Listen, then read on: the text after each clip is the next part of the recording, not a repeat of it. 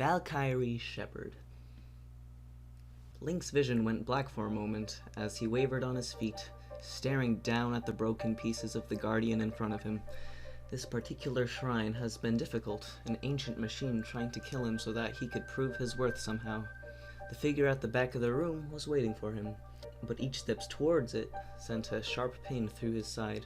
The thing had exploded right in front of him, shattering the blades that it had been wielding. Don't look down. He had to get to the Ancient One's blessing, although this time there was no relief once he had gotten it. Maybe it was so old that magic had faded. Maybe he was just too far gone. He heard dripping, echoing amongst the cold stone walls, and then he had finally looked down, and it was his own blood. His entire right side was drenched in it, dripping down from his fingers that were pressed into the wound, soaking that beautiful Zora armor all the way down to his foot. This wasn't good. Now when he walked, he realized that there was something inside him. Maybe a piece of machinery, or a shard of the brightly glowing weapon it had wielded. He couldn't stop to pull it out, that might only make it worse. So might walking, but he had to go to Sidon, who was waiting outside the shrine.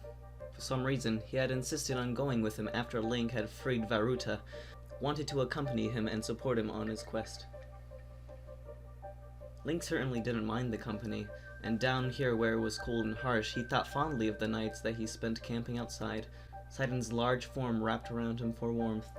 It felt so good not to be alone all the time, to have this enthusiastic man by his side, helping him, supporting him. He wanted to go back to him so badly, but the large shaft leading him back outside seemed so far away.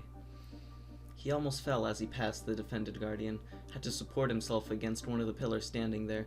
Just a little bit more, and he'd make it. Just a little bit more, and he'll be in Sidon's gentle arms again. Painting, he pushed himself off to the pillar, forced himself to put one foot in front of the other. The taping sound of his feet was accompanied by the steady drip of blood onto the floor, but his eyes were focused on the exit. Almost completely out of breath, he finally reached the platform leading outside after what felt like a millennium. His fingers were clumsy, and he dropped the Sheikah slate that was his only key out of here. He grunted, wishing that he could curse the damn thing in such a long string of bad words. When he leaned down to reach for it, the pain in his side became a hot, stabbing sensation, and he winced, falling onto his knees. At least he was on the platform now, slate in his hands, covering it with blood too. He pulled himself closer to the controls, leaned up as far as he could to press the slate to it. Finally, the elevator rocked into motion. Finally, he was lifted upwards. He wanted to whisper his name, Sidon. He was so close now. He wanted to see him, but it was so hard to keep his eyes open.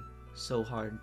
The trip up seemed so much longer than before, the soft blue light vanishing behind darkness every so often. He squinted when the doors opened, and the day's sun blinded him. He smiled when he saw Sidon's large form block out the light. His arms wanted to reach out, but he was too weak. Link! No, no, no, Link! Slouched down from the platform, he watched as Sidon rushed over towards him, kneeling to inspect him. He could hardly hear what he was saying. He wanted to tell him that he would be okay, even though he knew it would probably be a lie. But he was silent, as he always was, only finally able to lift his hand an inch to press his fingers to Sidon's cheek. When his hand fell limply at his side, streaks of blood remained, and his vision went black. There was humming. A melancholic melody that made him yearn for a certain someone's embrace. He was enveloped in this melody, soothing the pain that still managed to make its way to his body. He wished it would never end, wanting to reach out when it faded, and the pain returned stronger than ever, but his limbs were lead. My sweet, are you awake? He didn't want to deal with this. He didn't even have the energy to open his eyes, but he also wanted to do something to distract himself from the pain.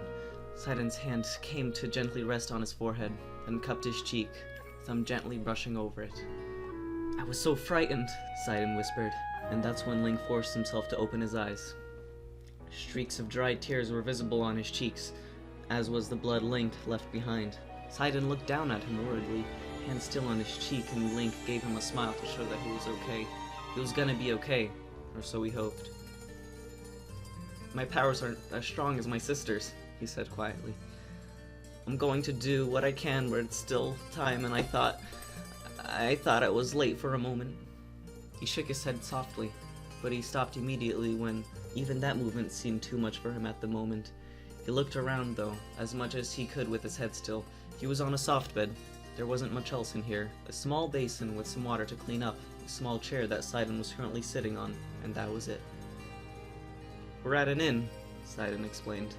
"I carried you here as fast as I could, and I have been giving you my energy ever since. But like I said," he avoided his gaze, looking so damn sad, still so afraid of losing Link. He made himself reach out with his arms, making little grabby motions with his fingers. "Come here," he tried to convey. "Please hold me, I need you." "You're still so hurt, Link," he said, looking at him again. "I do not wish to hurt you further." Link's arms felt like lead, and it took everything he had to keep them up like this. "Sidon, please," he repeated the motion, pouting and whining urgently. "All right, if you insist." Sidon gave him a small smile as he very slowly and very carefully settled in by his side, cradling him close. Link ignored the pain, instead sighed happily when he was finally able to press his cheeks against Sidon's strong chest. His hair was open now. Sidon had probably taken the ribbon so he could lie more comfortably, and now it was falling into his face, brushing sweetly aside by the handsome prince in whose arms he felt so safe. Something warm and tingly filled him then, not the sensation of lust, something calmer. Perhaps that was how Sidon's magic felt, soothing and healing him.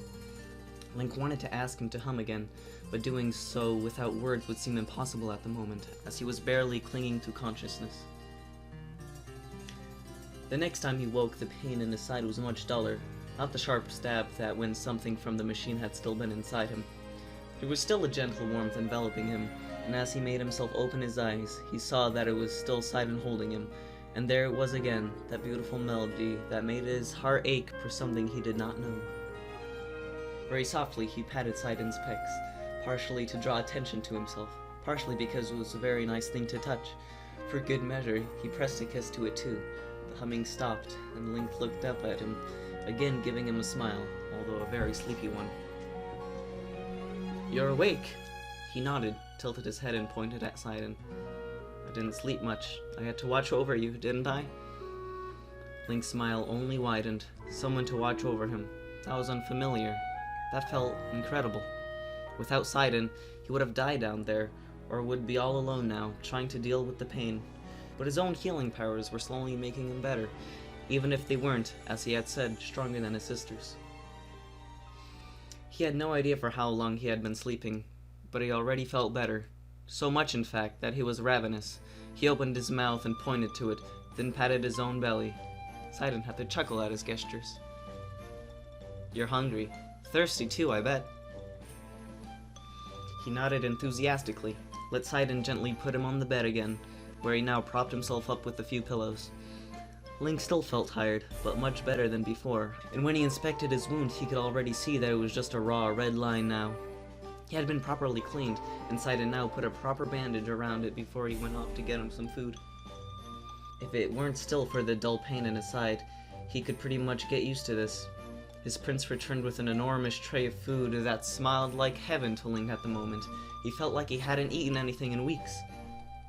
There was stew, bread, cheese, and sausages, crystal clear water as well as fragrant juice, some rolls that definitely had some kind of melty, gooey, perfect cheese in them that Link immediately reached out to, making his grabby hands.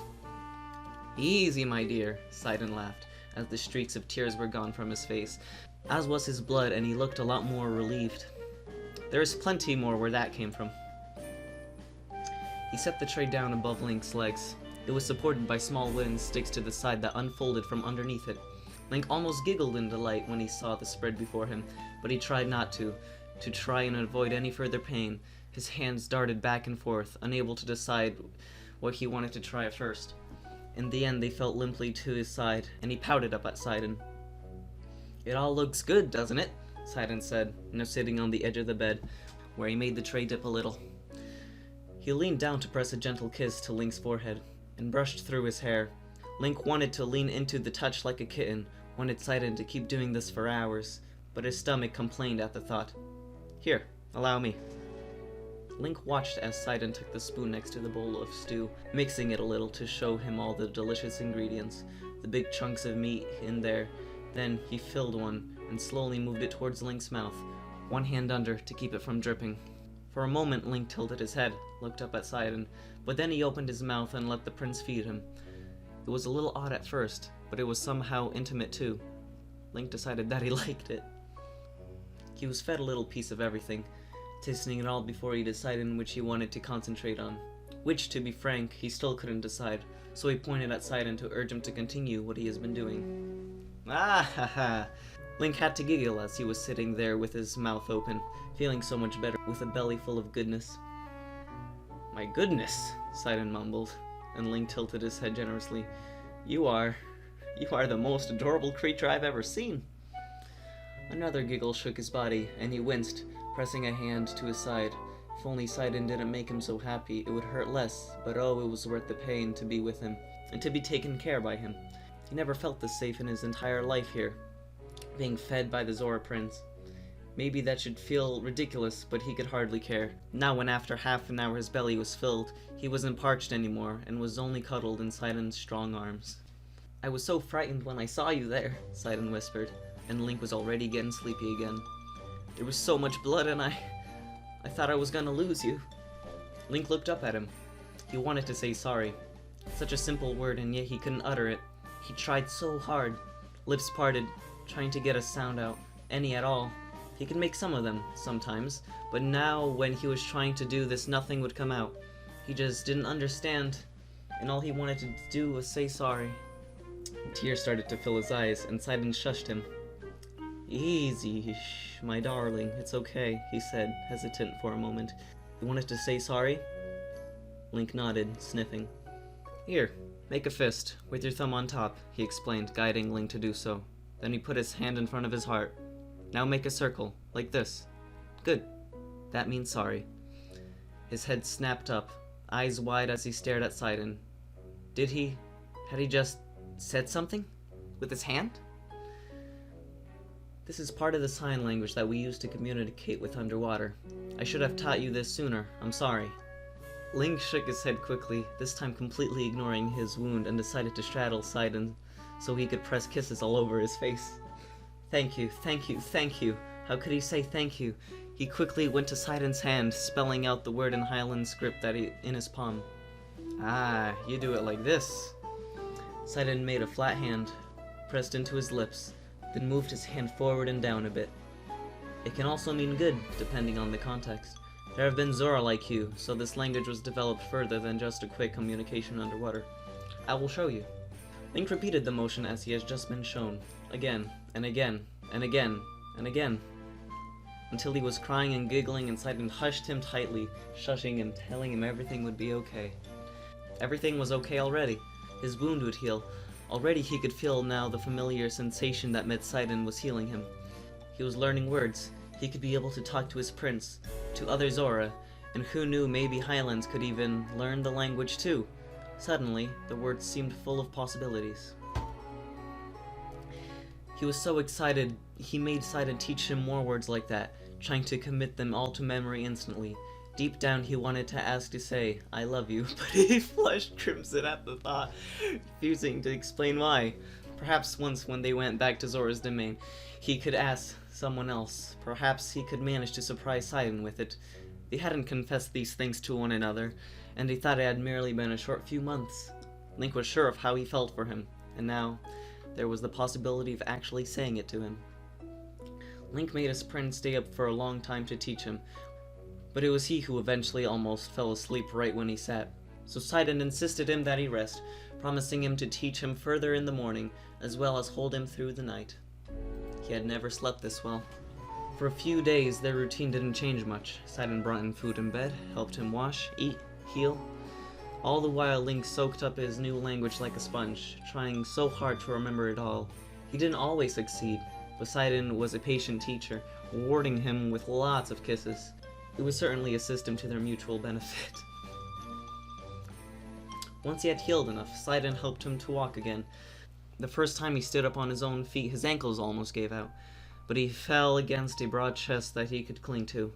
After the loss of blood, he was still a bit weak, but day after day he held to Sidon's hands and took more and more steps. After about a week, he was carried downstairs, onto the bright sun where the warm summer wind played with his hair, and he could feel the soft grass underneath his feet, wiggling his toes and giggling. Now he only held onto one of Sidon's hands as he walked, slowly, carefully, putting one foot in front of another, staring at the ground in front of him. He was so concentrated on his task he only realized that they were at a river when his toes were suddenly wet. He grinned up at Sidon. "You? Swim?" he motioned. "No, you can't yet, and I do not wish you to leave you alone in this state." His large, gentle hands were on Link's shoulders, and he eagerly tilted his head to revive his sweet, sweet kiss. Then he pushed Sidon away from him, still grinning. "Swim!" he motioned again. He would be alright. He'd rather watch his boyfriend than deny him this. So he sat down at the edge of the river, feet in the water, and pointed at it. "You, my sweet silver pearl," Sidon knelt in front of him, kissing him again, deeper this time, "are the best thing that ever happened to me." Link giggled happily, clapping after Sidon had jumped onto the water, twisting elegantly as he did.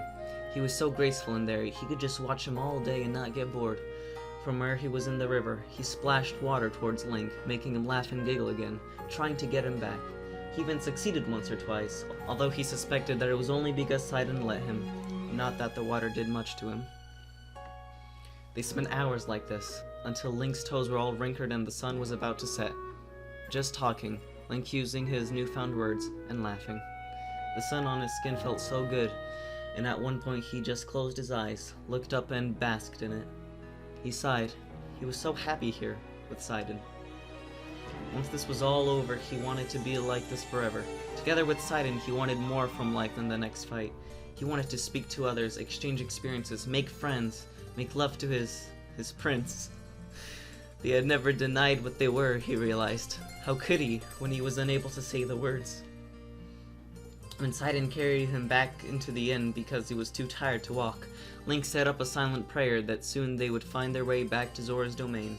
Once he was able to say those words to Sidon, he could figure out what they were, and hopefully Sidon wouldn't let him go, ever. He could live a happy life that way. Thank you for listening to Simon Reed's fanfiction. I hope you enjoyed this terrible experience. You can thank wonderful friend Luisa for paying me $20 to read this. Have a fantastic night.